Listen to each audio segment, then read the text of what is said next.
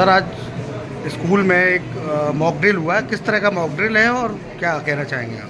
देखिए, अब ये स्कूल नहीं है। आज जो इसका पर्पस था, जो उद्देश्य था, वो देश के सजग प्रहरी जो हैं उनके माध्यम से देश को संदेश देना था कि अगर हमारे ऊपर कोई शेलिंग या मॉब शेलिंग होती है या अटैक होता है, कोई भी दुश्मन के द्वारा जब अटैक किया जाएगा तो उस समय हमें क्या स्टेप्स लेने हैं और किन किन तरीक़ों से हम दुश्मन के अटैक को बिल्कुल उसका विरोध कर सकते हैं। वो हमारे क्या क्या तरीके होने चाहिए, ये बच्चों को आज कमांडिंग ऑफिसर्स ने बताया और हर बच्चे के अंदर देशभक्ति जगाने की कोशिश करी।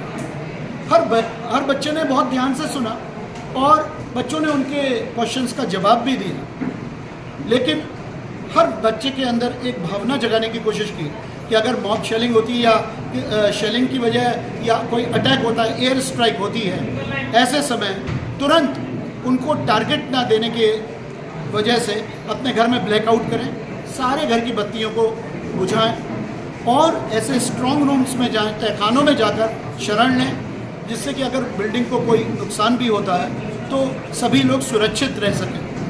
उनके इमीडिएट जो कदम होने चाहिए उनके बारे में सभी कमांडर्स ने बाकायदा सुनियोजित तरीके से एक एक कदम कैसे उठाना चाहिए उसके बारे में उनको गाइड किया। अन्य शहरवासियों के लिए भी क्या कहना चाहेंगे? शहरवासियों के लिए भी कहना चाहूँगा कि देखिए, सभी लोग सतर्क रहें। इस समय को सभी शहरवासियों को भी समझना चाहिए कि we are in state of war. ये समझना कि हमारे ऊपर क्या होगा, अरे बॉर्डर तो बहुत दूर है, कभी भी कुछ भी कोई भी अटैक कहीं से भी हो सकता है और हमें उसके लिए तैयारी करके रखना चाहिए। अगर बाय द वे भारतीय सीमा में कोई चूक होती है और कोई भी आक्रमण अंदर तक आता है और हमारे शहर तक पहुंचता है तो हमारा क्या कर्तव्य होना चाहिए? हर फिरोजाबाद के नागरिक को उसके लिए सुरक्षा के लिए प्रिपेयर होना चाहिए कि उनको सबसे पहले ब्लैकआउट, अगर रात के समय, और ये ज़्यादातर रात के समय होता है, दिन में तो वो अटैक दिख जाएगा, उस समय टोटल ब्लैकआउट की बत्तियों को बंद करके अपने आप को बिल्कुल एक स्ट्रॉन्ग रूम, तहखानों को ढूंढना चाहिए। बॉर्डर्स पे भी बंकर बनाए जाते हैं, ऐसे में तहखानों को ढूंढ के सबसे पहले ऐसे समय वहाँ पे शरण लेनी चाहिए। दुश्मन का टारगेट निष्क्रिय करने के लिए उसको कुछ दिखना ही नहीं चाहिए कि जैसे यहाँ पे कोई रेजिडेंशियल एरियाज़ हैं ही नहीं। अगर कोई घायल होता है तो उसका उपचार कैसे किया जाए, उन्होंने बाकायदा 30-31 बार उसको पंपिंग करके मुंह के थ्रू भी सांस देकर किसी भी व्यक्ति को कैसे रिवाइव किया जाए, ये सभी एनसीसी के बच्चों को बताया गया है।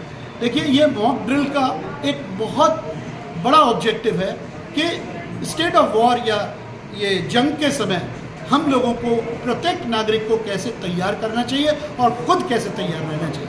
मैं सलाम करता हूँ उन्हीं लोगों को, वाकई बहुत कृतज्ञ हूँ कमांडर्स का कि उन्होंने हर एनसीसी के कैडेट को ये बताने की कोशिश की। अब हम इन सारे एनसीसी कैडेट्स को, आम नागरिकों को जागरूक करने का प्रयास करेंगे इनके माध्यम से।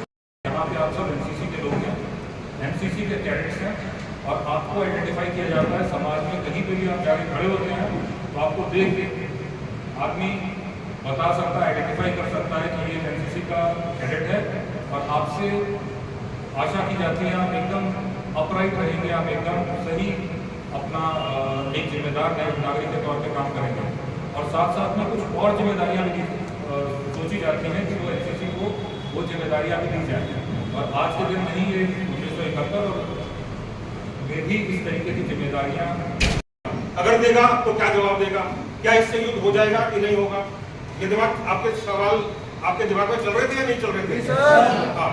और अगर युद्ध हो जाता है तो क्या होगा? मतलब जो फौज है वो तो लड़ाई लड़ेगी, एक आम नागरिक होने के नाते और एक एनसीसी कैडेट होने के नाते इस युद्ध में हम क्या योगदान दे सकते हैं? क्या ये बात आपके दिमाग में चल रही है? अगर लड़ाई होगी तो आपको भी तो लगता है कि अगर मेरे को मौका मिले तो मैं तो खुद जाके बॉर्डर के ऊपर लड़ाई लड़ूंगा और मैं 10 पाकिस्तानियों को मारूंगा। कितने बच्चों के दिमाग में ये बात चल रही है? बिल्कुल, मेरे को यकीन है कि 100% लोगों के दिमाग में ये बात चल रही होगी कि अगर मौका मिले तो मैं भी जाके पाकिस्तानियों से लड़ाई लड़ूंगा। लेकिन शांति हो जाओ, फिर शांत हो जाओ, लेकिन आप खुद जाके लड़ाई नहीं लड़ सकते, उसके लिए देश की सेनाएं हैं। तो आप क्या कर सकते हो? आप क्या कर सकते हो जिससे कि जो हमारे ऑपरेशन चल रहे हैं ये सक्सेसफुल हो और स्मूथली चले? इसके बारे में